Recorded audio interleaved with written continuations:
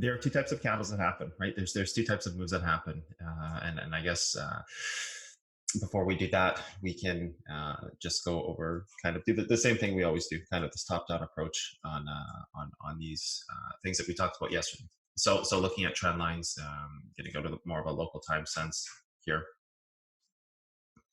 because we do have kind of this legacy trend that we are looking to break. You are going to have local moves and global moves, right? You're always going to have, and I'll just delete this for now. You're always going to have local and global moves, right? A local move is something very local to the trade. It is in that moment. It is that part of the move that it's in. It's not a local. Doesn't mean a 15-minute trend or an hourly trend. Local means the next trend you are testing in that time frame, right? So or not specifically in that time frame, but just the next trend you are testing that you are local to, I guess is the best way to put it, the trend that you are local to, right? So yesterday we looked at connecting these trends like this, right? Like this would be the next one right here, and so forth, which makes this move right here, which at first we marked as a global, is global to this local, right? So and that's the first important thing to know about this, is that this once you pass this becomes the local trend you're attacking, right? So once you pass that moment in time, say you are right here, you know your two trends, you know which one is global in the moment, and you know which one is local. And then the legacy trend would be something much greater, right? Possibly like this here. Possibly like that would be in a small time frame on 15-minute candles in the current specter of the move. This is and you can see it here. You can see the trend break. Move goes up. Step through this as quick as I can. You can see the trend support there, right? You see the move go up. You can see the trend compression there. You see the move break over trend and break over that part of the trend to fuel the move. You can see a little bit of compression there still in the move, and then the move starts, right? Right? And you can see it here, and as to why this thing moves up so much. And you can see the test right here, right? You can see the break of the trend, the support of the trend. You see the test of the bigger trend, the global trend, comes back, breaks above it, bounces off it, breaks above it, and then you're starting to see this backside tested here, right? Which is also going to coincide with hold levels, but sometimes you'll see these hold levels aren't actually as respected as the trends. The hold levels are going to show you the laddering properly, but then when you are taking moves, sometimes you will see that backside trend support as kind of the greediest point. So if you were to look at this trade and you were to start to look at where, okay, let's say right now for sake of this, we are right here in this move, and you would start to identify the greediest points in this trade. And that's always something I like to emphasize on people is the greediest points in a trade, right? As you go through this move, and there's probably like a little, what are we on the hourly chart? There's probably a little tiny hold level right in here too. You kind of see it's like a little 5-minute hold level. There's probably another one right there, and there's another hold level here, and there's quite a few. But you look at the greediest points, and you see the first one is touch and attack there. So people are trying to buy this hold level to ladder this move up through trend, right? It doesn't happen. It actually back tests trend right there, and then back tests the next trend right there. And even here in a case where possibly this could be the greediest hold level, you will see this happen a lot of the time where you have trend and a level support the move. And there is going to be usually micro holds in here. So the, and this is very common. This is not like, oh, so it did this one time. This is extremely common. People look for the greediest reentry. So when you're talking about someone holding, something up with 10 Bitcoin or 15 Bitcoin or whatever, 50,000 or $100,000, it's going to be the most greedy levels possible. And typically those will, you'll see this a lot. You'll see trend happen, and that hold level, the greediest hold level that's possible. Because technically if it back tests here, it's breaking the move. It's targeting leg, it's going to break the move. Technically, if it tests here, it's still laddering. So in this sense, it's still laddering, which is also on trend. So this is a very common thing that's seen, right? This is extremely common. So and then it ends up holding that back testing trend one last time, and then starting to move up, right? You would break this down on a different time frame, and you would see the hold levels be hitting to the T, right? On an hourly, that's going to be a perfect hold, right? And then you have trend here like this. So I guess we could just leave that. And then you start your move up on this, right? Then you start your move up against a different trend, which if you were to move this to the daily, you can see how irrelevant, I don't want to say it's irrelevant, but how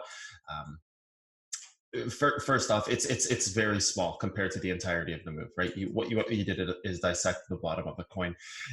This is why I don't like using the daily unless I am looking at long-term breaks, because this is what's going to happen. You're going to have distribution candles connecting because on a different time frame, it is actually going to be accumulation candles, which is accurate.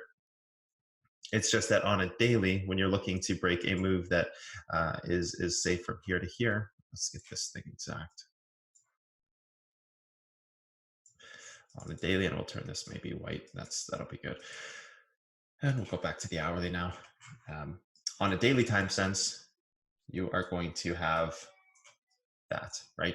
You are going to see the larger test on the daily and the exiting on the micro time frame. And if you strip away all the micro time frame trend testing, and you're going to have both, right? Like you're going to have first the break of this, which is the fuel to the move, which is then the attack of the global trend, which is then creating the ladder of the uptrend from here to here. So now you've created your ladder uptrend, which is also supporting the move going up, as well as the global trend being the perfect rebuy zone, right? And then you're going to test this daily trend, come back, break this local trend that's global. But at that point, you're not really looking at like there's two things that are happening here.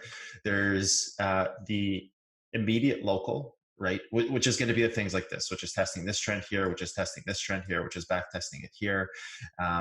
You're going to have that immediate part, but that's only going to be relevant on a 15-minute candle. When you're looking at breaking the daily and you're looking at a couple candles past the daily, like MDA right now is trying to break a daily. So it is very much going to be, and MDA is kind of the coin we've been talking about this weekend, so I'll use that. So MDA is very much going to be trying to do this exact same thing right now. It is going to be trying to break local trends to start to attack this more long-term trend.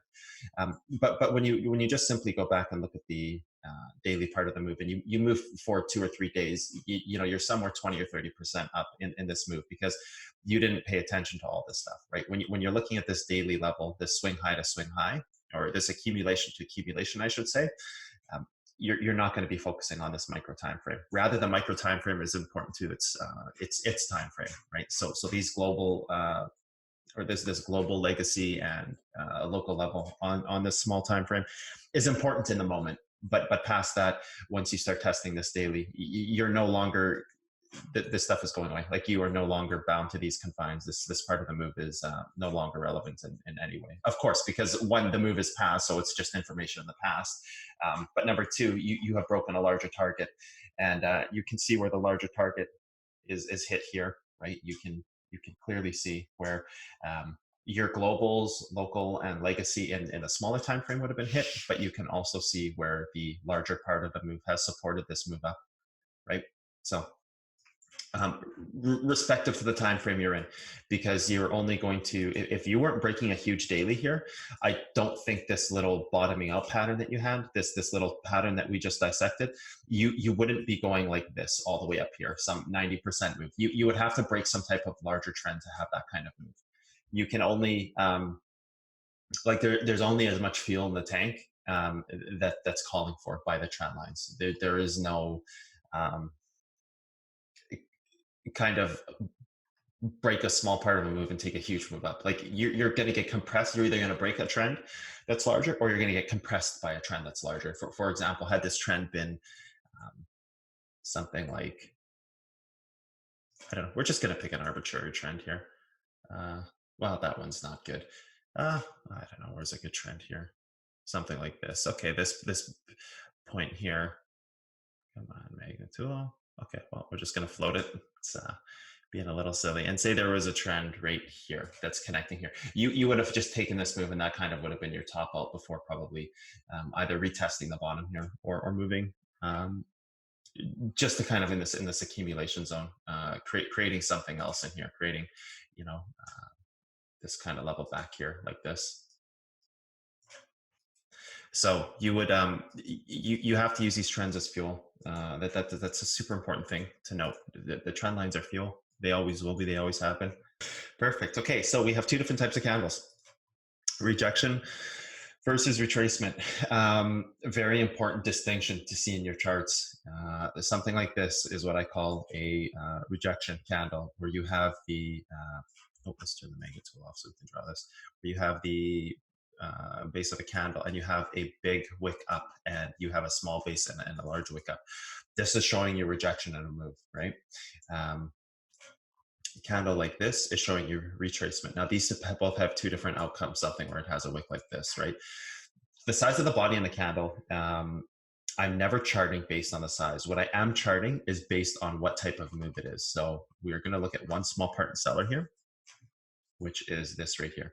This is a rejection candle. This right here is a rejection candle. This lovely one right here, where you have taken a move up, right? An extreme move up and shorted down quickly like that. This is a rejection of a move. When you are looking at candles, and maybe we should go to something else, maybe not seller, because seller's too new. So let's just kind of remove this, look at the daily and try to find some of these.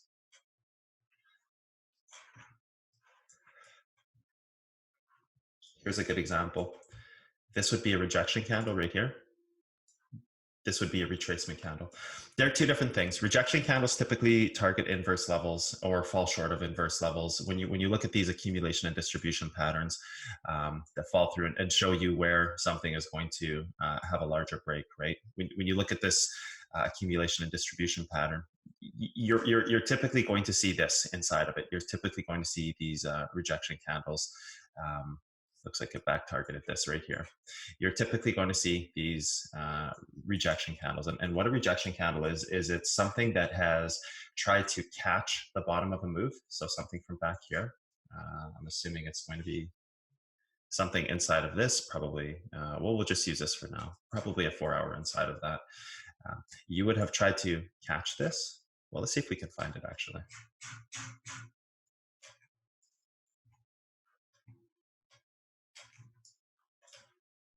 So that final hourly valley would have been right here. So there would have been an hourly valley right there, or slightly the candle of one of those two candles. We'll just put it there. That's fine.